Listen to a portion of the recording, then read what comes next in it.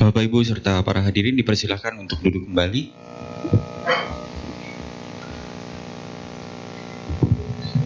Kini tiba saatnya untuk sesi Dhammadesana yang akan dibawakan oleh Suhu Xianxing. Kepada Suhu Xianxing, waktu dan tempat kami persilahkan.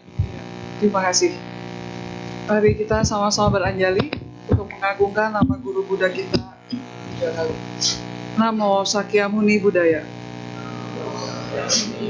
Namo Sakyamuni Buddhaya. Namo Sakyamuni Buddhaya. Selamat pagi, Namo Buddhaya. Ya, udah tahun 2024 ya, bulan Juni tanggal 30. Besok udah kita menjalani setengah dari tahun 2024. Lalu tahun ini mungkin pertama kali juga saya ada di sini ya. Mas Arwan tiap kali minta isi sih. Cuma sebetulnya aktivitas saya sudah bukan di ceramah sebetulnya beberapa tahun terakhir ini ya. Jadi mohon maaf nanti kalau apa yang saya sampaikan mungkin tidak terlalu nyampe atau mungkin tidak terlalu berkenan gitu ya, karena bingung mau ngomong apa sebetulnya. Udah dipikir-pikir dari semalam juga nggak tahu apa yang mau dibahas. Cuma saya pikir tadi pagi yang terpikirkan adalah ketika, jadi ceritanya ya, tadi malam itu ada yang telepon, bukan tadi malam, kemarin sore ada yang telepon saya, kemudian minta tolong apakah bisa doa di rumah sakit. Lalu saya jawab tidak bisa, karena tadi malam itu saya masih tutup peti di Bogor, ada yang meninggal. Tapi kalau doanya pakai video call, pakai telepon, bisa, karena harus di Jakarta. Kemudian singkat cerita, ketika saya bisa bilang doa, ibu ini chat saya panjang lebar gitu. Bahwa saya bilang kalau hari ini siang, habis dari Dharma Sukha, saya bisa ke rumah sakit. Jadi ibu ini mungkin ragu-ragu juga ya, dan juga sedikit khawatir kalau saya ingkar janji hari ini akan ke rumah sakit. Jadi dia berbicara panjang lebar bahwa mamanya ini sudah umur 80-an, kemudian dia vegetarian, kemudian dia suka baca doa dan lain sebagainya panjang lebar. Dan jujur saya tidak baca, cuma sedikit menggerutu dalam hati, ini orang mau ngapain gitu ya. Kemudian saya cuma bilang bahwa 6.30, 5.30, 6.30 saya baru bisa doa. Setelah itu kalau kamu udah siap, tolong bilang ke mama kamu di kupingnya bahwa Suhu akan doa tapi video call. Kemudian yang akan saya baca adalah Kuan Yin Pusa. Kemudian ibu ini menjawab lagi bahwa ya mamanya bukan Theravada juga bukan Mahayana, tapi dia Buddhis gitulah istilahnya. Itu saya jawab, dengan keyakinan mama kamu seperti itu saya tidak kenal gitu. Jadi kalau mama kamu tidak berkenan dengan apa yang akan saya sampaikan tentang Kuan Yin Pusa atau mungkin tentang Buddha Theravada ataupun Mahayana, ya mohon maaf, mungkin cari pendoa yang lain. Kemudian ibu ini bilang, saya doa ke Kuan Yin kok, dia bilang gitu. Saya jawab, bukan ibu yang doa ke Kuan Yin, tapi mamamu itu ada keyakinan gak sama Kuan Yin? Karena ketika kita baca parita, ketika kita baca doa, kalau yang sakit atau yang meninggal sudah punya keyakinan sendiri, menurut saya doa pun dilantunkan akhirnya hanya membuat karma baik kita bertambah banyak, tapi tidak banyak membantu orang yang sakit tersebut. Kemudian singkat cerita doa lah. Doa, kemudian tadi pagi yang saya pikirkan adalah begitu banyak orang yang memuja kepada Kuan Yin Pusa. Jadi hari ini yang ingin saya berbagi adalah tentang ya istilahnya sharing tentang siapa itu Kuan Yin dan bagaimana kita melatih supaya apa yang kita baca itu bukan sekedar melafal di mulut, tapi betul-betul mendapatkan satu bantuan dari Kuan Yin Pusa. Jadi dalam perjalanan ke sini itu tidak macet sebetulnya, tapi saya sudah lama juga tidak ke Jakarta, banyak berkutat di Bogor. Jadi perjalanan hanya 60 km per jam. Jadi walaupun sudah berangkat sekitar jam 8 kurang, tapi sampai sini baru sampai. Nah di tengah perjalanan itu saya melihat kanan kiri, melihat juga jalanan ya. Ada orang yang santai, ada juga orang yang ngebut. Kemudian saya juga berpikir tentang peristiwa kemarin sampai mungkin saya bisa sharing di sini dalam perjalanan saya ke Tiongkok sekitar tanggal 7 Juni sampai tanggal 20 Juni. Di mana ketika saya pergi ke 2 kota, kota Tathong, dengan satu lagi di Shanxi ya, daerah Uthai Shanxi itu. Karena ceritanya di tradisinya Mahayana, Kuan Yin Pusa itu adanya di Putosan, kemudian Wensu Pusa atau Manjusri Bodhisattva itu akan ketemunya di Uthaisan. Jadi perjalanan kami, saya dan satu suhu lagi hanya berdua itu selama 14 hari itu berputar antara wihara dari pagi sampai malam, lalu menemukan bahwa begitu banyak wihara-wihara di Tiongkok yang begitu besar, yang sudah berdiri dari abad ya dinasti Chao, dinasti Ming, entah abad keberapa itu ya, 1500 tahun lalu, itu masih tegak berdiri. Patung-patungnya pun semua masih bagus, tapi dijadikan budaya, tidak lagi disembayangkan, tidak lagi dibacakan doa atau mantra, juga tidak ada persembahan dupa. Jadi kalau kita masuk ke wihara-wihara atau altar-altar yang memang rupanya tinggi-tinggi ya, berapa meter, kemudian juga penuh dengan 18 arahat atau mungkin sekian banyak arahat dan makhluk-makhluk suci lah yang dibuat sebagai rupang di situ, kita tidak lagi menemukan satu ketertarikan untuk bernamaskara sebetulnya, atau mungkin juga membuat satu persembahan, entah itu baca mantra ataupun baca doa. Di situ saya berpikir bahwa ada bagusnya orang mempersembahkan dupa, karena ketika kita banyak mempersembahkan dupa, ternyata makhluk-makhluk suci juga yang menyenangi wangi dupa yang kita persembahkan, mereka akan menghampiri. Jadi ketika satu tempat, satu wihara tidak ada persembahan dupa, ya masih ada orang namaskara dengan keyakinan yang penuh, tapi kita kalau masuk berasanya adem, bukan adem, anyep, dingin gitu ya. Nah di situ saya berpikir bahwa kita itu di Indonesia kurang bersyukur, kurang beruntung, dalam artian altar yang kita bikin tidak sebesar orang-orang Tiongkok di masa itu yang tinggi besar sampai berapa puluh meter, sedangkan rupang yang kita punya ya bisa dibilang ya kecil-kecil lah ya dibandingkan yang Tiongkok punya. Kita tidak seberuntung mereka di zaman itu, tapi kita masih punya karma baik di masa sekarang bahwa kita masih bisa datang ke wihara untuk membaca parita, untuk melakukan puja bakti bersama.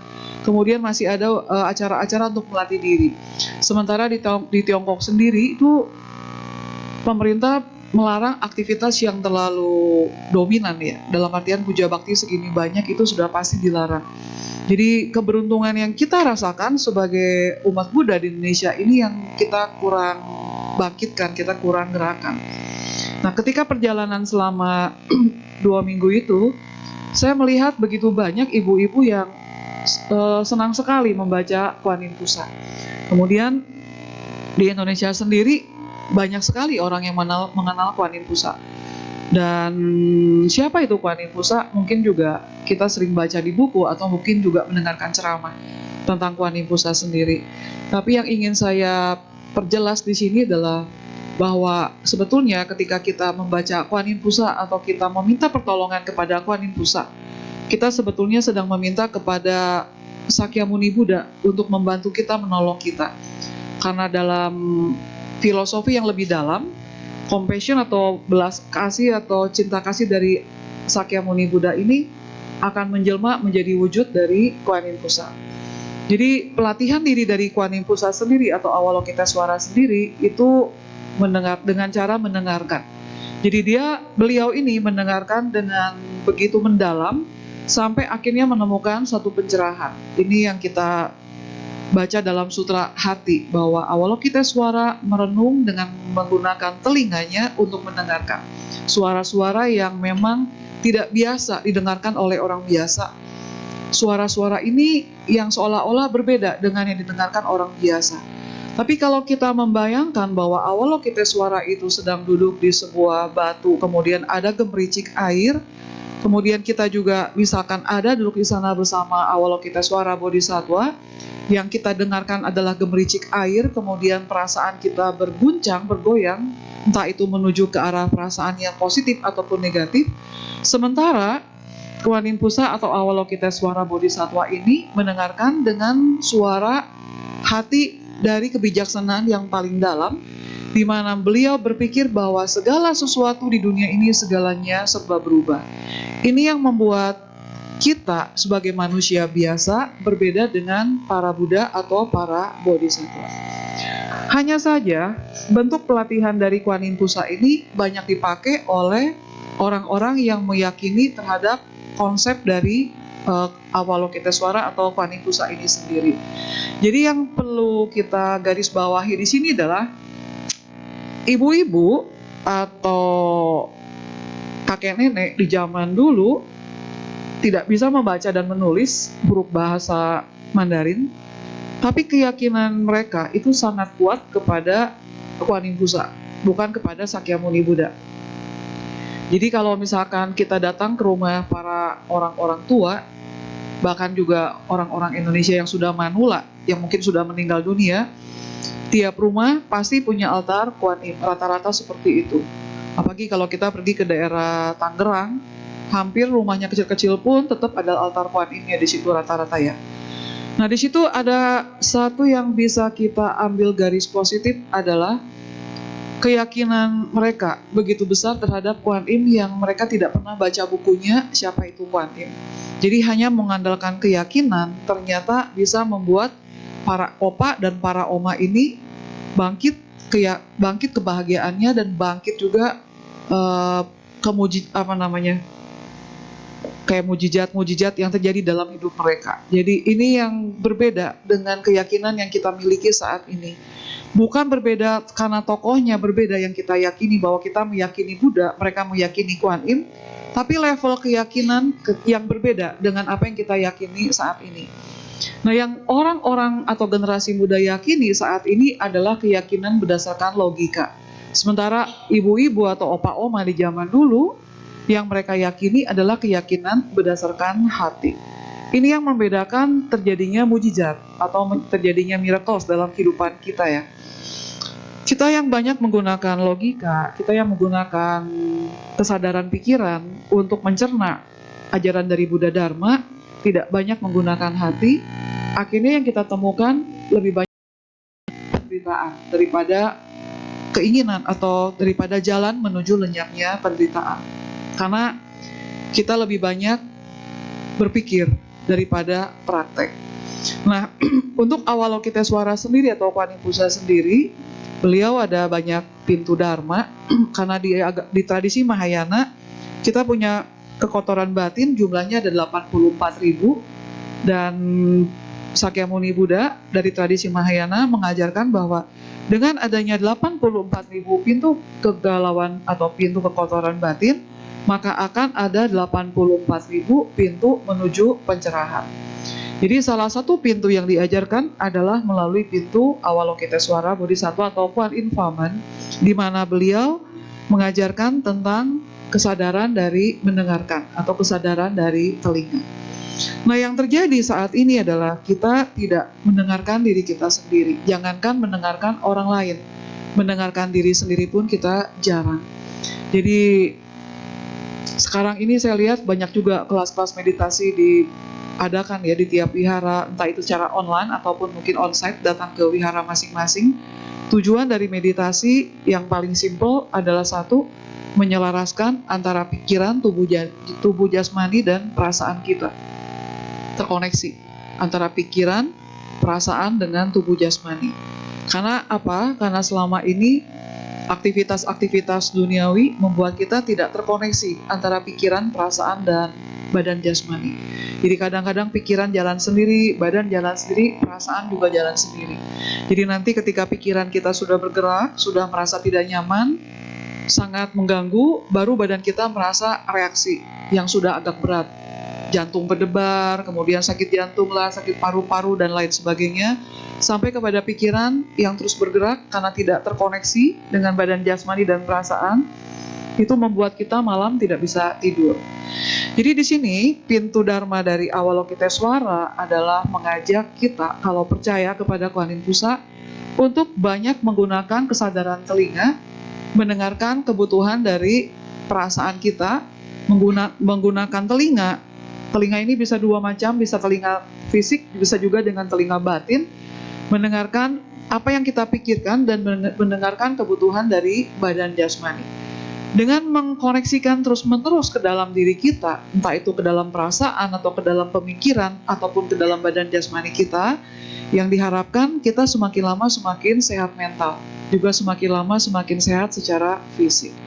Jadi ajaran dari Avalokitesvara atau Panipusa ini sebetulnya ajaran Buddha juga, karena harus ada keyakinan kepada Buddha, Dharma, dan Sangha. Karena Kuan Yin Pusa adalah manifestasi atau perwujudan dari cinta kasihnya para Buddha. Jadi ketika kita banyak mendengarkan diri sendiri, yang akan muncul adalah kesadaran untuk mencintai diri sendiri. Jadi sebelum kita mencintai orang lain, maka kita harusnya, idealnya adalah banyak mencintai diri sendiri. Ketika kita banyak mencintai diri sendiri, mendengarkan diri sendiri, kemudian kita paham terhadap kebutuhan diri sendiri, kita akan lebih memahami perasaan istri, suami, anak-anak, atau mungkin mertua, ataupun orang-orang di lingkungan kita. Jadi dengan demikian tidak akan terjadi banyak perselisihan. Bahkan kalau bisa perselisihan yang sudah berat, karena kita banyak mendengarkan, maka semakin lama semakin ringan, otomatis hati kita dengan hati orang-orang di sekitar kita akan menyatu. Jadi kenapa banyak mendengarkan hanya dengan, maksudnya kenapa kita harus melatih kesadaran telinga ini dengan lebih bijaksana. Karena ketika kita mendengarkan, kita lebih rajin mendengarkan atau kita banyak mendengarkan, maka mulut kita akan lebih terkunci. Kalau mulut kita lebih terkunci atau kita sedikit bicara, maka apa yang kita dengarkan akan lebih banyak, akan lebih jelas. Cuma hati-hati ketika dalam keseharian kita banyak mendengarkan, kemudian kita juga banyak diam, tidak bicara, bisa saja pikiran kita yang bekerja. Nah, ketika pikiran kita banyak bekerja, kemudian kita banyak mendengarkan pikiran kita yang tidak harmonis dengan alam, bisa saja yang terjadi adalah pikiran-pikiran monyet yang akhirnya membuat kita jadi orang error ya. Jadi kita menjadi orang yang halusinasi tinggi. Jadi ini juga kenapa dalam setiap pelatihan diri harus ada kalyana mitra. Kenapa dalam setiap pelatihan diri harus ada guru. Karena ketika kita berlatih diri sendiri, akan ada pemikiran-pemikiran di kepala-kepala kita ini yang belum tentu selaras dengan alam, belum tentu juga sesuai dengan apa yang kita inginkan atau yang kita harapkan. Bisa saja keluar dari ego kita. Ini yang akan membuat hidup kita penuh dengan halusinasi. Jadi ketika hidup dengan halusinasi, ada orang yang mendengarkan kita, kemudian mereka percaya, ini akan membuat orang-orang yang percaya pada kita ini keluar dari jalan. Maksudnya kita melatih diri adalah untuk menuju pada pelepasan, keluar dari kelahiran dan kematian. Tapi kalau kita banyak berhalusinasi karena kita mendengarkan ego kita lewat pikiran kita atau perasaan kita, karena gak ada bimbingan seorang guru, yang terjadi adalah orang-orang yang percaya kepada kita bukan semakin mendekati jalan pelepasan, tapi semakin menjauhi jalan pelepasan. Jadi tetap dalam pelatihan diri, apapun pintu dharma yang kita pegang, tetap harus ada bimbingan, harus ada kalyana mitra, harus ada gurunya. Ini yang paling penting. Nah, baik lagi kepada Kuan Yin Pusa. Dalam keyakinan terhadap Kuan Yin Pusa ini, banyak mujizat yang terjadi. Jadi banyak orang yang mengalami peristiwa-peristiwa dalam hidupnya ini, istilahnya miracles, keajaiban itu terjadi tapi tidak mau sharing keluar karena malu. Mungkin juga karena takut nanti ditertawakan, mungkin juga ada sebab-sebab lain lah, akhirnya menutup diri. Jadi seolah-olah orang yang sudah meyakini Kuan Yin Pusa ini tidak akan menemukan solusi, tidak akan menemukan satu keajaiban selain hanya membaca. Nah, mungkin yang bisa saya sharing di sini adalah ketika perjalanan kemarin ke China ya. Jadi orang-orang China, orang-orang Tiongkok yang menemani saya di sana, mereka percaya bahwa Kuan Yin Pusa itu bisa membantu mereka karena setiap kali setiap ada Xiang Lu itu, tempat hiyo, tempat dupa yang besar buat nancap hiyo itu, selalu ada tulisan 4 huruf dalam bahasa Mandarin.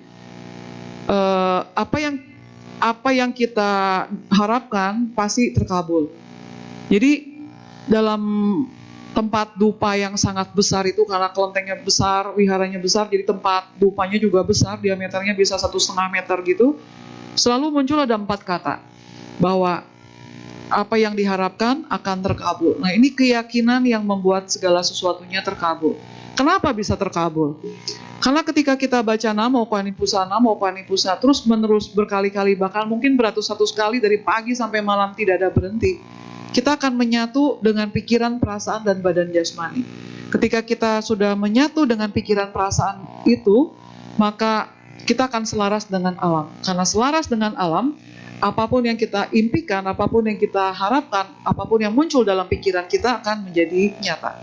Jadi kalau sampai dalam kehidupan kita sehari-hari belum menemukan banyak miracles, coba ke dalam, di review lagi, apakah ketika kita membaca parita A, membaca parita B, atau kita bernamaskara, atau kita membaca Trisarana ini, antara batin, pikiran, ucapan, perbuatannya belum selaras. Jadi kalau sudah ada selaras yang betul-betul mendalam, biasanya akan muncul banyak miracles, banyak keajaiban. Jadi di sini yang ingin saya himbau, yang ingin saya ajak kepada teman-teman semua adalah bukan untuk membaca Kuan Yin Pusanya, tapi untuk meningkatkan keyakinannya, entah itu kepada Buddha, kepada Dharma, ataupun kepada Sangha, ataupun kepada Bodhisattva atau para dewa yang lain. Karena begitu kita meyakini kepada sesuatu apa yang kita yakini tersebut, maka akan muncul banyak keajaiban, akan muncul banyak kesaksian seperti itu. Itu kali ya. Iya. Mungkin saya butuh pertanyaan kali ya. Saya ngeblank soalnya saya nggak tahu mesti apa yang harus dibahas. Selalu Mahayana tidak enak, tapi di sini ada disebut bahwa Kuan Yin Pusa punya pintu Dharma ada 7 cara. Yang pertama adalah menggunakan telinga, menggunakan kesadaran telinga. Yang kedua adalah menggunakan tubuh jasmani ini, bahwa 5 kesadaran dari panca indera kita itu semuanya adalah kosong.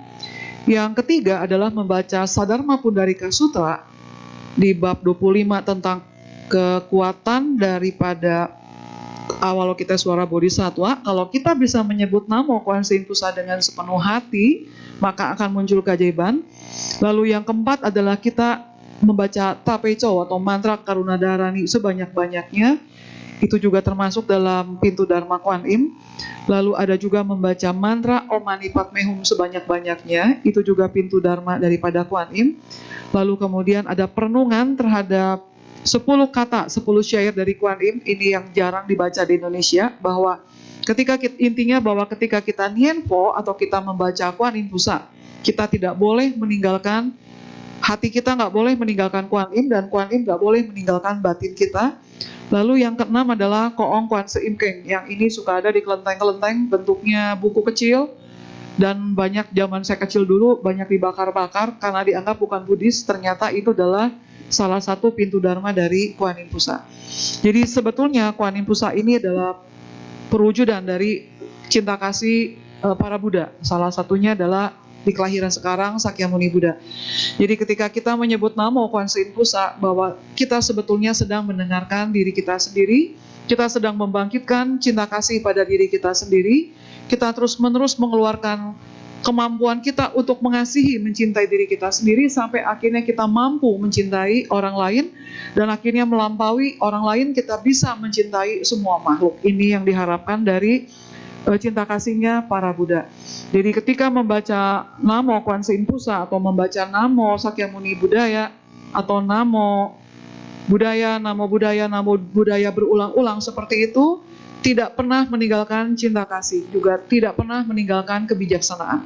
Karena dalam cinta kasih akan ada kebijaksanaan, dalam kebijaksanaan ada cinta kasih. Ketika kita berbuat baik kepada orang lain, tapi kita masih ada ego, di akhir perbuatan baik itu yang timbul adalah kesedihan, kemudian gerutuan, cemoohan, atau mungkin makian, karena merasa bahwa perbuatan baik kita sia-sia. Tapi kalau kita sudah menyatukan perbuatan baik kita, sudah selaras dengan para Buddha, sudah selaras dengan Kuan Yin Pusa, maka cinta kasih yang kita lakukan itu berdasarkan kebijaksanaan. Ketika kita memberikan dana, entah itu kepada sangga ataupun kepada orang-orang yang sakit, kalau tidak sesuai dengan harapan kita, tetap pada akhirnya sebelum memberi kita bahagia, saat memberi kita bahagia, dan setelah memberi juga bahagia. Kenapa? Karena kita sudah menyatukan cinta kasih dari para Buddha, para Bodhisattva, dan para makhluk suci ke dalam diri kita. Sehingga apapun yang kita berikan, entah itu hanya memberikan senyum, memberikan cinta kasih lewat tatapan mata, semuanya memberikan kebahagiaan kepada makhluk lain. Intinya seperti itu. Mungkin itu yang bisa saya sampaikan ya. Saya membutuhkan pertanyaan untuk lebih dalam lagi. Terima kasih.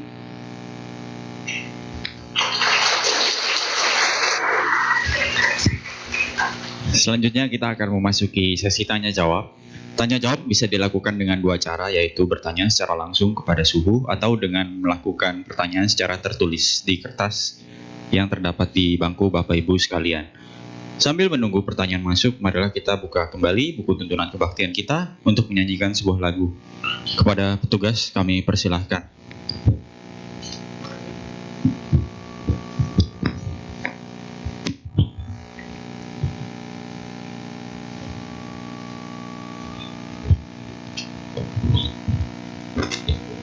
Marilah kita bersama-sama menyanyikan sebuah lagu yang berjudul Bijaksanalah pada halaman 67.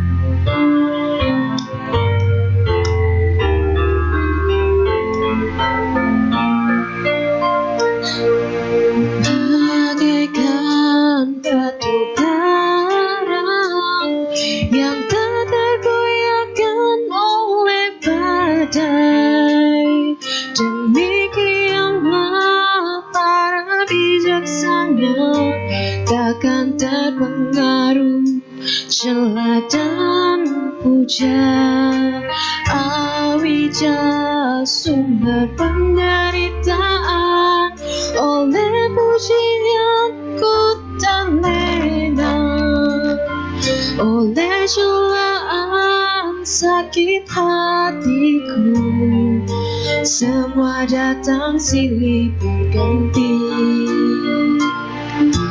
Karena lobaku nikmati, karena dosaku berubah, karena mohaku terikat, namun tiada yang kekal.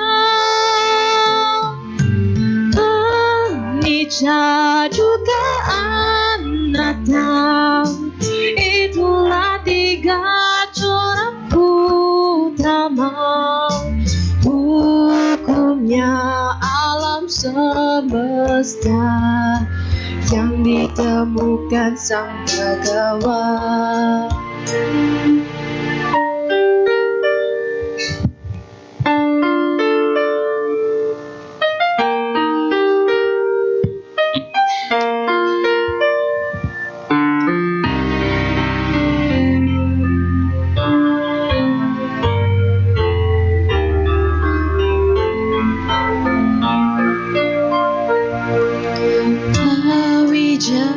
Sumber penderitaan, oleh pujianku terlena, oleh celaan sakit hatiku, semua datang silih berganti.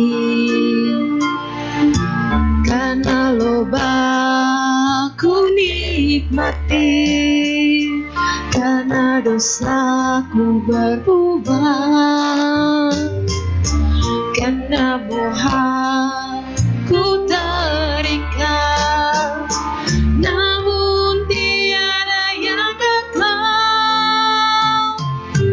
Anicca dukkha anatta, itulah tiga corak utama hukumnya alam semesta yang ditemukan Sang Bhagawan. Anicca dukkha anatta, itulah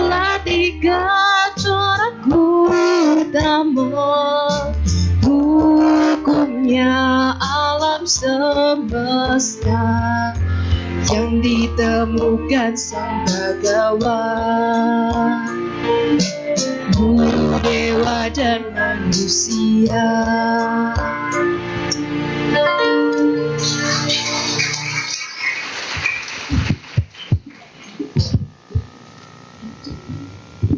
Baik, kini tiba saatnya untuk sesi tanya jawab. Apakah ada yang ingin bertanya secara langsung? Ada yang baju hijau itu, ada kertas.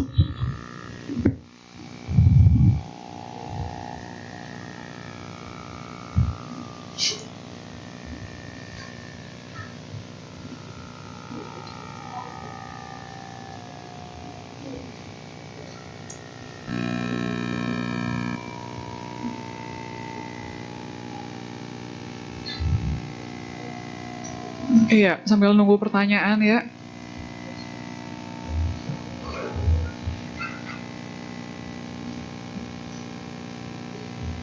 Itu ada yang mengacungkan tangan di belakang. Iya, sambil menunggu pertanyaan juga, terima kasih yang sudah bertanya ya, membantu saya banget.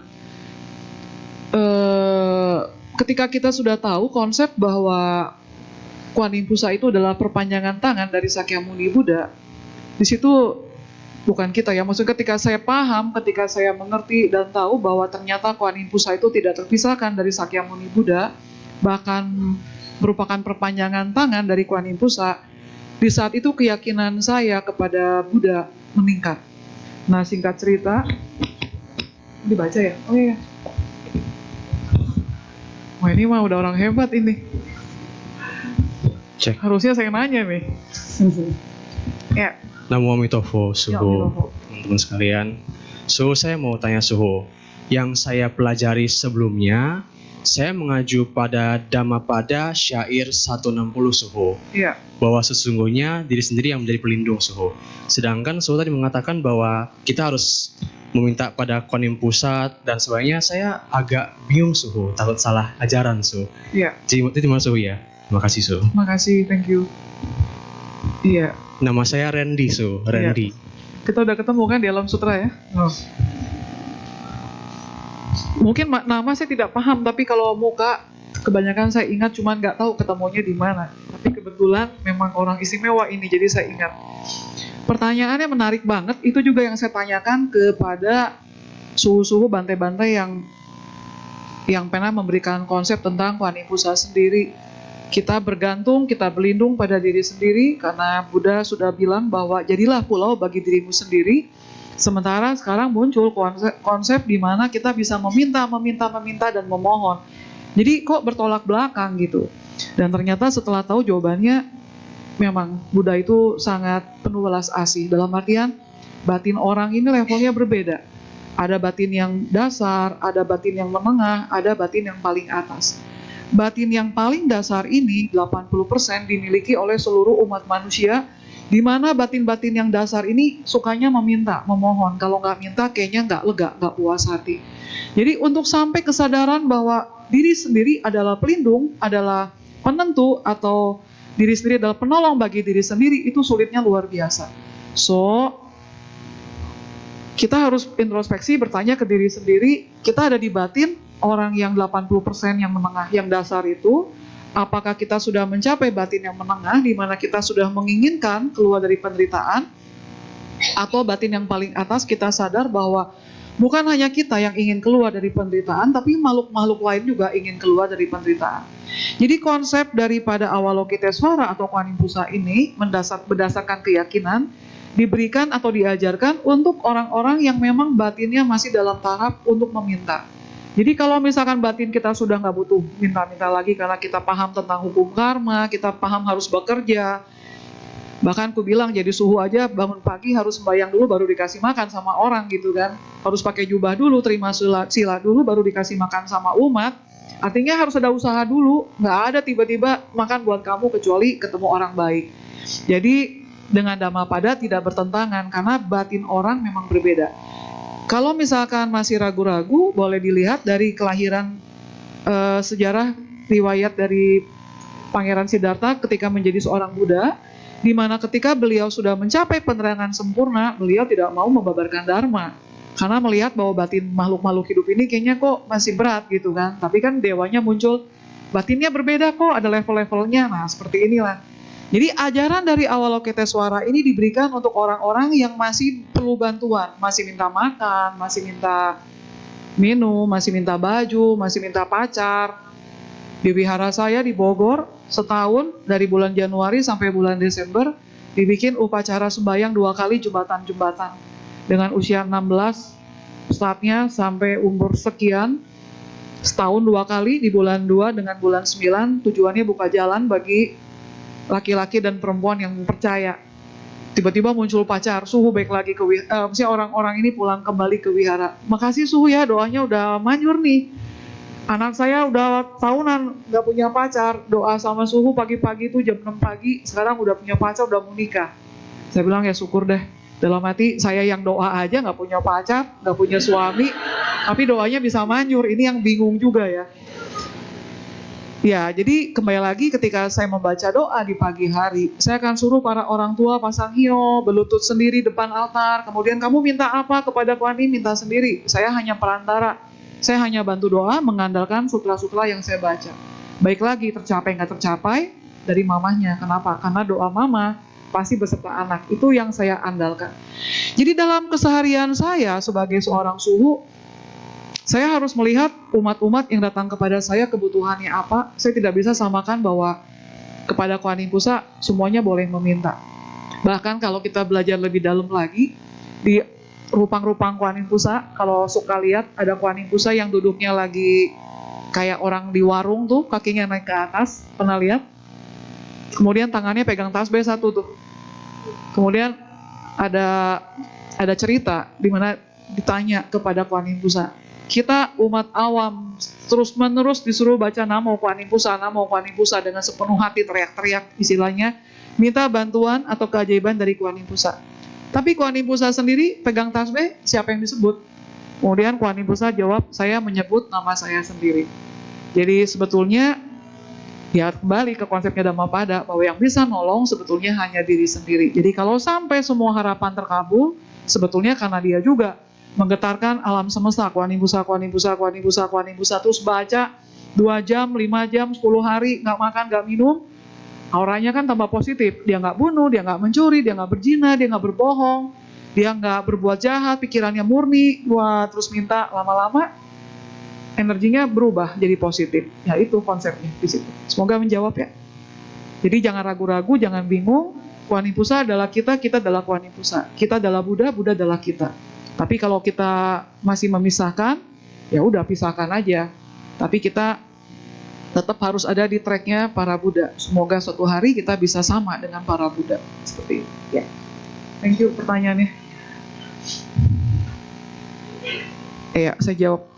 Saya baca yang paling atas dulu. Selamat pagi Suhu, saya ingin bertanya, apakah jika kita sudah sungguh-sungguh baca parita, tapi karma baik kita belum cukup, apakah keajaiban tetap bisa terjadi? Keajaiban ini relatif ya. Menurut saya ketika pagi hari buka mata kita masih bisa lihat sesuatu, itu udah termasuk keajaiban. Karena juga cukup banyak ya orang-orang begitu bangun nggak bisa lihat sesuatu. Yang pernah mungkin saya pernah cerita di sini juga tentang seorang umat di Wihara Sundar, Jakarta. Dia cerita ketika sedang baca parita, kemudian kayak biasa kan, baca parita atau liamkeng di tengah perjalanan, ada duduk meditasi sebelum melanjutkan ke pelimpahan jasa. Nah ibu ini meditasi, begitu buka mata, pas suhunya mau ceramah, bukan saya yang ceramah, suhu yang lain mau ceramah, begitu dia lihat suhunya hitam putih warnanya. Dia langsung bingung, kenapa suhu jadi hitam putih ya, kayak TV hitam putih gitu. Dia panik. Kebetulan kebaktian di sana Kamis malam jam 7. Jadi suhu ceramah atau bantai-bantai ceramah sekitar jam 8 malam. Baru selesai jam 9 malam. Terus mau makan lagi, mau apa lagi jam 10-an baru pulang ke rumah. Pagi-pagi buru-buru ke rumah sakit, ternyata retinanya putus. Tapi sekarang udah lihat lagi warna, udah berwarna. Saya bilang, Bu, ke dokter mana? Jawabannya, saya baca mantra tentang mata nih Suhu. Waktu itu tahun 2000-an ya. Saya bilang, baru tahu ada mantra untuk mata. Saya bilang, mantra apa itu yang dibaca? Mantra ini, dia kasih lihat bukunya. Entah buku apa itu ya, saya nggak tahu. Di halaman belakang ada mantra untuk mata, menyembuhkan mata. Dia baca ini, sampai akhirnya matanya punya warna lagi, bisa lihat warna-warni lagi. Tapi juga ke dokter. Tapi yang dia suguhkan kepada saya bukan dokternya, tapi bahwa baca mantra ini mata saya jadi sembuh. Jadi di situ miracle, keajaiban terjadi pada orang yang betul-betul percaya. Nah di sini jika kita sungguh-sungguh udah baca parita, tapi karma baiknya belum cukup, apakah keajaiban bisa terjadi? Tergantung ibu ya, atau bapak di sini, atau teman di sini. Keajaiban apa yang diharapkan itu yang tidak tahu. Atau mungkin keajaibannya sudah terjadi, tapi kita nggak sadar kalau itulah keajaibannya. Dan kita sementara berharap keajaibannya yang besar-besar gitu. Misalkan yang kita harapkan keajaibannya, misalkan kita stroke ya, lumpuh. Yang kita harapkan begitu diurut langsung bisa jalan, bisa loncat, bisa naik main basket lagi. Padahal yang terjadi keajaibannya nggak langsung loncat. Tapi syaraf-syaraf di dalam badan kita udah mulai bekerja gitu, tek tek tek tek tek tek. Cuma karena di dalam badan kita syarafnya terlalu halus dan tidak terlihat, jadi keajaiban ini tidak terasakan. Jadi ketika kita bertemu dengan orang-orang yang bisa mijit, baru 3 kali, baru 5 kali, kita langsung bilang, percumalah ke bukan ke dukun, apa sih namanya? Tukang pijit yang ini gitu ya. Terapi yang ini karena tidak terjadi sesuatu. Padahal di dalamnya itu mungkin sedang bekerja dan keajaiban yang kita harapkan seolah-olah tidak terjadi, tapi sebetulnya sedang bekerja dalam diri kita. Jadi saran saya sebaiknya banyak melihat ke dalam diri sendiri, apakah betul keajaiban itu tidak terjadi dalam diri kita. Kalau menurut saya keajaiban-keajaiban kalau kita sudah baca parita dengan sungguh-sungguh itu banyak terjadi. Jangankan bicara tentang parita yang sudah kita baca sungguh-sungguh. Saya bahkan melihat orang yang tidak membaca parita, tidak ke rumah ibadah, tidak pergi sembahyang, tidak meyakini apapun juga, masih ada keajaiban. Apalagi kita yang rajin baca parita, seperti itu. Jadi, Ibu bertanyalah banyak kepada diri sendiri, keajaiban seperti apa yang Ibu harapkan, dan sebetulnya apakah sudah ada jawaban. Karena saya percaya bahwa setiap doa pasti ada jawabannya. Cuma berapa lama nih dijawabnya? Bisa 1 menit, 2 jam, 5 jam, bisa juga sampai berapa kehidupan seperti itu. Mudah-mudahan menjawab. Lalu yang berikutnya lagi, Amitofo Suhu, bagaimana menghadapi orang tua yang keras kepala dan egois, lebih mau mengatur padahal anaknya sudah besar. Ya ini udah pasrah ya. Yang saya lakukan, saya pribadi lakukan adalah dalam setiap doa saya. Kan saya sering cerita di sini ya, bahwa waktu jadi suhu juga papa mama saya nggak kasih jadi suhu. Jadi setiap waktu umur 18, tahun 90, saya udah niat mau jadi suhu, nggak dikasih. Berarti kalau tahun umur 18, sekarang saya umur 52. Jadi kalau sampai di umur 18 tahun saya boleh jadi suhu, sekarang umur 52, berarti saya jadi suhu udah puluhan tahun ya. Tapi waktu itu saya nggak boleh jadi suhu. Jadi apa yang saya lakukan? Saya yang tadinya karena waktu muda kan ini sekolah minggu di atas ada tuh. Jadi kami baca parita, baca mantra, liamkeng lah. Baca parita, baca mantra. Kemudian setelah SMA itu tamat, kalau di Dhamma Sukha masih ditampung kayak kalian duduk di sini, usianya beragam. Di wihara-wihara lain coba dicek. Jarang ada kebaktian isinya umur 20, 30, 40 tahun. Kebanyakan yang tua banget, apa yang kecil banget. Nah yang usia 20-an ini hilang nih, kayak Leo hilang. Garvin hilang, ya kan? Winnie hilang, banyak yang hilang sebetulnya. Saya pun menghilang dari wihara waktu itu. Tapi tetap yang saya lakukan adalah ke kelenteng sembahyang. Jadi yang dulunya rajin baca parita, baca mantra, jadi bergeser ke arah mak-mak, bapak-bapak, cuma baca Om Tahut, cung-cung slep. Nah itu terjadi dalam diri saya pada akhirnya. Tapi yang saya lakukan adalah saya nggak bawa minyak sendiri, tapi di kelenteng itu di Bandung ada botol-botol minyak di tempat minyak itu. Kemudian saya ambil botol minyaknya, kemudian ada 2 tempat minyak di kanan kiri. Kemudian saya ambil botolnya, saya pelan-pelan guyurkan. Orang melihat saya dengan aktivitas seperti ini, sepertinya saya takut kalau saya terlalu cepat mengguyur minyak ke dalam tempat minyak, apinya mati karena si sumbu ini kadang suka mengikuti gerakan kita nih. Tapi sebetulnya bukan itu yang saya lakukan. Dalam putaran 3 kali itu, saya selalu membacakan doa bahwa semoga kebijaksanaan papa dan mama saya terus bersinar seperti api pelita ini yang tidak pernah padam. 3 kali berhenti, 3 kali kemudian semua tempat minyak saya berikan seperti itu. Keajaiban kapan munculnya? Ketika saya di usia 35 tahun, akhirnya mama saya bilang, ya udah, ketok palu, tok, kamu boleh jadi suhu. Jadi dengan usia 18 tahun, saya terus-menerus pasang hio, pasang nyala lilin, semuanya ditujukan buat mama papa saya, semoga punya kebijaksanaan. Berbuahnya 17 tahun kemudian, di umur 35 tahun, tiba-tiba dia bilang, ya kamu boleh jadi suhu. Jadi di sini yang bisa saya berikan solusi adalah bagaimana menghadapi orang tua yang keras kepala. Udah tahu kepalanya keras, kita jangan keras-keras duk, sama-sama benjol, sakit. Nah ini dilakukan para anak-anak ya. Walaupun papanya, mamanya udah umur 65, ini anaknya udah umur 40-an, tapi hobinya berantem sama orang tua. Kadang lihat orang-orang begitu, saya jadi emosi, darah tinggi. Saya bilang, gua ya, dari umur 17 tahun itu udah terakhir tuh dimarahin papa mama saya. Lalu kapan tobatnya? Udah umur 40. Saya di umur 17 tahun, papa mama saya udah gak pernah marahin saya lagi. Setiap kali mereka marah, saya diem. Akhirnya karena diem juga mereka kesel. Ini anak gak bales-bales. Jadi memang jadi anak juga susah. Ketika dibalas katanya kurang ajar. Ketika mereka lihat kita lihat lagi katanya juga kurang ajar. Kita gak ngomong katanya juga kurang ajar. Jadi memang serba susah. Nah yang perlu kita lakukan adalah memohon satu keajaiban dari alam semesta atau dari Kuanim atau dari Buddha atau dari siapapun juga. Hal itulah yang saya lakukan. Sampai hari ini saya punya altar sendiri, saya selalu nyalakan 2 lilin. Saya beli di S Hardware, 1 box 100 biji, harganya 99.000 waktu itu. Sekarang udah 100.000 lebih dikit. Tiap hari saya nyalakan 2, saya bilang lilin ini semoga bersinar di hati papa mama saya, semoga panjang umur dan selalu punya kebijaksanaan seperti itu. Jadi saran saya ya nggak usah banyak bicara kepada orang tua, kita terus menerus memberikan pancaran kebijaksanaan, pancaran cinta kasih, kemudian introspeksi diri, apakah kita yang memang salah, kalau emang kita salah kita perbaiki diri, kalau emang kita nggak ada salah, ya udah diterima aja karma kita. Karma kita punya orang tua yang keras kepala. Tapi kita mesti balik kepada ajaran Buddha bahwa Buddha pertama kali membabarkan Dharma adalah tentang penderitaan, tentang duka. Dan orang pertama yang kita temui adalah papa mama kita di dunia ini. Artinya para Buddha, para bodhisattva atau alam semesta ini ingin mengajarkan kepada kita bahwa sebab-sebab penderitaan pertama adalah diberikan oleh orang tua.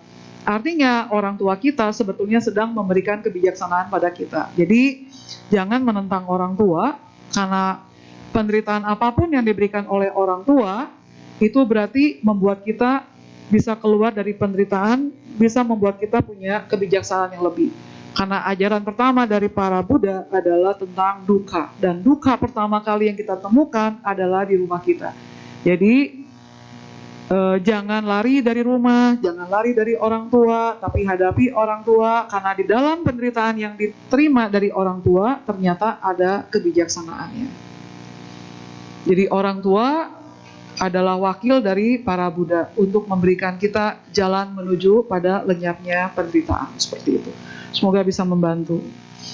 Yang berikutnya, Amitabha Suhu, saya mau tanya, Rupang Kuanim Pusa ada beda-beda, ada yang duduk, ada yang berdiri, ada yang tangannya banyak. Apakah masing-masing rupang ada artinya? Iya, ada artinya. Ada artinya. Jadi ada yang tangannya 4, tangan 1000, ada yang duduk di ini, ada yang baju putih, segala macam seperti itu. Saya ingat di tahun sebelum saya cukur, waktu itu di Bandung, suhu saya bikin wihara ada 18 arahat. Patung 18 arahat ini ada orang yang di dalam dadanya ini ada muka orang lagi. Sementara arahat gitu ya. Jadi saya bilang sama suhu saya, ini kok bisa sih, kan arahat itu udah makhluk suci. Kenapa di dadanya itu dia lagi membuka dada, ada muka orang gitu keluar. Terus suhu saya jawab, suka-suka yang mahat lah. Oh ya, suka-suka. Ya itu berkesan sampai kemarin saya ke Tiongkok, saya lihat patung satu-satu ya. Benar ya, suka-suka yang mahat itu ada. Betapa mereka mengagungkan para Buddha, mengagungkan para bodhisattva, mengagungkan para makhluk suci dengan imajinasi mereka, dan yang muncul adalah sesuatu yang akhirnya diyakini bahwa Buddha seperti itu. Bodhisatwa seperti itu, para dewa seperti itu kekuatan dari imajinasi. Jadi apakah ada artinya, apakah ada maknanya? Baik lagi ini harus tanya ke si pemahat, karena ternyata tiap dinasti berbeda jenis patungnya. Itu Tiongkok. Sekali waktu ke India, ke Sri Lanka tahun 2002. Ada acara di Sri Lanka, kemudian saya ikut dengan saya, dengan sukong saya. Yang namanya ada acara kan 2-3 hari ya kan, kalau kunjungannya 7 hari, 3 harinya kan diajak jalan-jalan kan, lihat gajah besar lah, lihat ini, sampai menuju ke satu gua, di mana dalam gua di Sri Lanka ini entah apa namanya, di dalam gua ini ada 5 gua lagi, yang lebih kecil, sampai lebih kecil.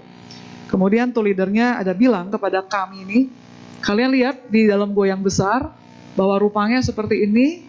Dia tanya, perasaan kalian lihat rupang ini apa? Wah, kami jawab dong, wah seneng lah apa segala macam, memang cuanggen ya, bagus rupangnya. Yang saya ingat adalah masuk ke gua yang ketiga. Kemudian lebih kecil, kemudian begitu masuk, tuh leadernya nanya, perasaan kalian lihat rupang di sini apa? Bingung jelasinnya ya, karena nggak bisa bedain. Kemudian tuh leader bilang, lihat bentuk mukanya, lihat tatapan matanya, lihat bentuk matanya. Ini mencerminkan kondisi budaya saat itu yang penuh dengan penderitaan. Artinya masyarakat sedang tidak baik-baik saja.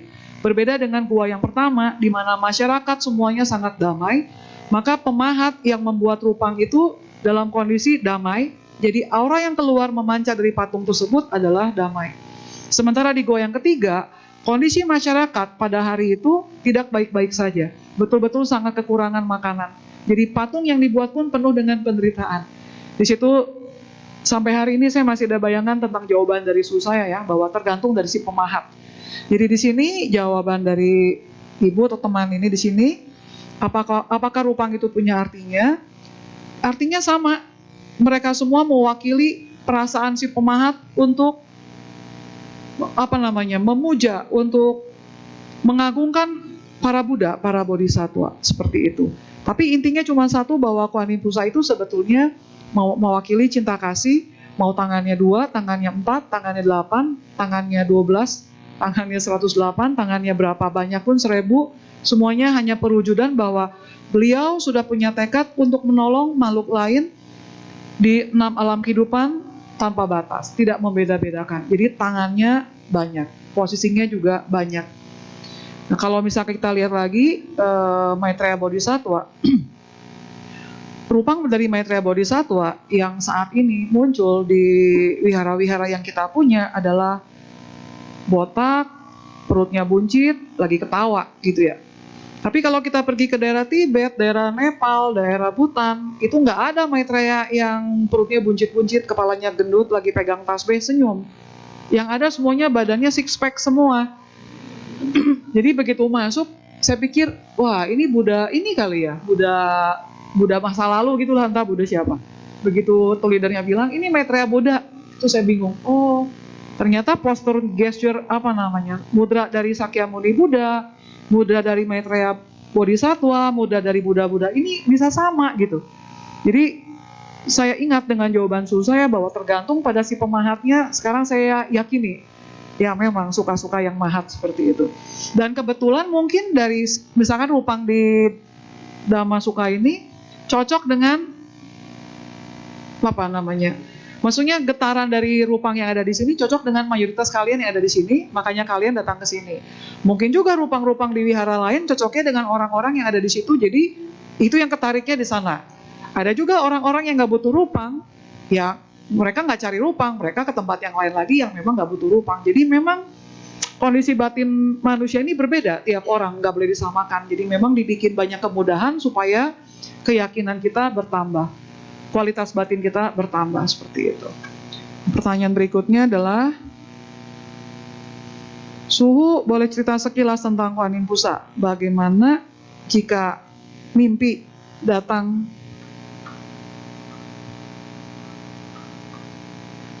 Waduh, ini bisa tolong dibacakan? Apakah mimpi? Nah, ini mimpi. Nggak tahu mimpi apa. Oh, mimpi didatangi duduk sebelah ya, kalau nggak salah.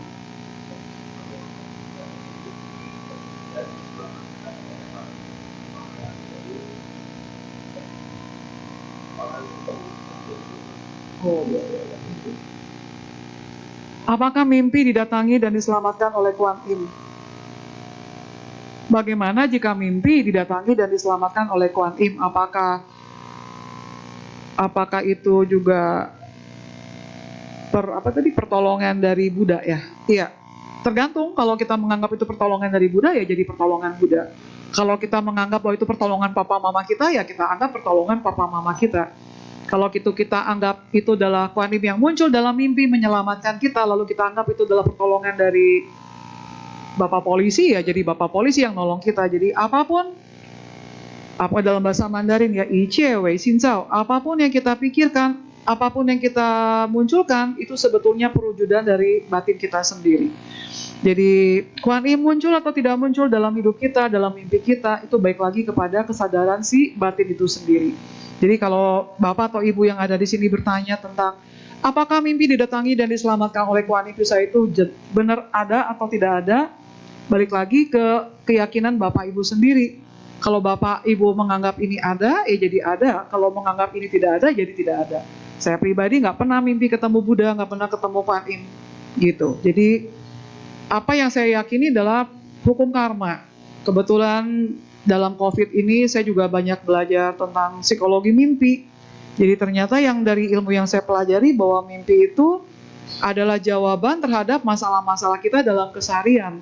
Jadi kalau misalkan ini saya bahas dari mimpi yang saya pelajari itu, artinya di sini dalam kondisi sadar bukan dalam kondisi mimpi, saya punya banyak masalah yang dimana saya punya harapan bahwa Kuan Im Pusat datang untuk menolong saya. Sangat mendalam keinginan itu sampai akhirnya terbawa dalam mimpi, dan dalam mimpi Kuan Im datang menolong saya. Nah itu dalam mimpi itu siapa Kuan Im-nya nggak tahu, tapi begitu bangun karena dalam mimpi sudah ditolong, sudah diselamatkan oleh Kuan Im, begitu bangun jadi seger karena merasa bebannya udah dibawa dalam mimpi oleh Kuan Im gitu. Itu dalam kacamata saya ya. Jadi baik lagi bertanya ke Bapak, ke dalam diri kita sendiri, sejauh mana keyakinan kita bahwa Kuan Im bisa menolong kita. Dan tadi saya sudah bilang bahwa Buddha adalah Kuan Im adalah Buddha, Buddha adalah Mara adalah kita juga. Jadi sebetulnya ya apa yang kita yakini itulah yang akan terjadi dalam hidup kita sendiri. Semoga membantu ya. Berikutnya, tadi Su mengatakan pentingnya hati, tapi jarang sekali saya mau dengar bagaimana menggunakan hati yang sebenarnya. Hati adalah pusat perasaan, betulkah Su? Ya, sebetulnya yang didengarkan juga bukan hati ya, tapi batin. Kalau hati lebih banyak ke perasaan marah, sedih, kecewa, dan lain sebagainya. Tapi lebih banyak kita menggunakan batin, menggunakan hati, menggunakan intuisi, kayak gitu. Jadi bagaimana caranya menggunakan intuisi? Kita lebih banyak hening, mendengarkan diri sendiri. Yang bicara siapa? Kalau yang dibicara ada di sini, kan kalau kita berpikir ada di sini nih suaranya, mikir di sini, energinya di sini. Kalau kita menggunakan perasaan, yang bersuara ada di hati kita di sini. Tapi sebaiknya yang didengarkan adalah di daerah perut. Kalau yang orang suka menan cakra, menan tankin, ada di sini mungkin suara yang keluar. Tapi dia bentuknya kadang bukan suara, mungkin juga dari bentuk-bentuk gerakan perut atau apa seperti apa. Nanti kita tanya lagi gitu.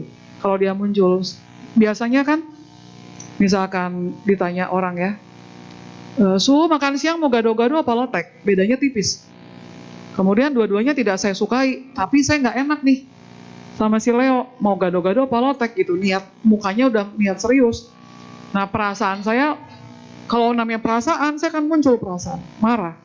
Ini si Leo udah dibilang gue nggak suka gado-gado sama lotek, masih juga beli gado-gado lotek. Itu perasaan. Atau mungkin perasaan senang, asik akhirnya makan gado-gado dan lotek.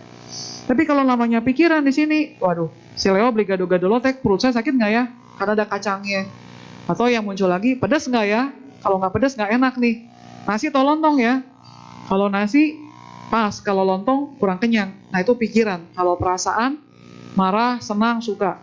Tapi kalau menggunakan hati, menggunakan intuisi, begitu ditanya sama Leo, Su gado-gado atau lotek? Kita ada diam sebentar, dia akan jawab, nasi. Nah itulah menggunakan hati. Itu bicara tentang keseharian. Jadi ketika kita membaca doa, yang diutamakan di sini jelas baca doa. ketika kita membaca doa, kita jangan membaca di sini kan menghafalkan namo hola tanah tolai, tapi kita juga menggerakkan hati kita membaca. Jadi fokusnya ada di daerah sini nih, daerah bukan di hati tapi di bawah lagi. Kita usahakan supaya dari situ juga ada keluar suara. Nggak bentuk suara seperti kita lagi bicara, tapi paling tidak fokus energi kita ada di situ. Nanti lama-lama dia bisa lebih aktif. Saat lebih aktif, ya apapun yang kita mau tercapai, seperti itu.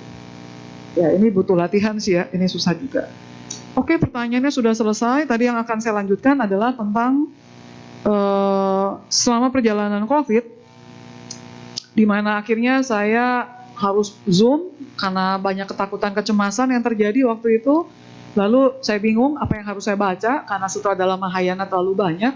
Akhirnya saya mengambil satu sutra yaitu Pumen Ping tentang Avalokitesvara Bodhisattva, di mana akhirnya bercerita bahwa ketika kita bisa membaca Namo Kuan Yin Pusa dengan sepenuh hati, maka Kuan Yin Pusa akan datang membantu kita.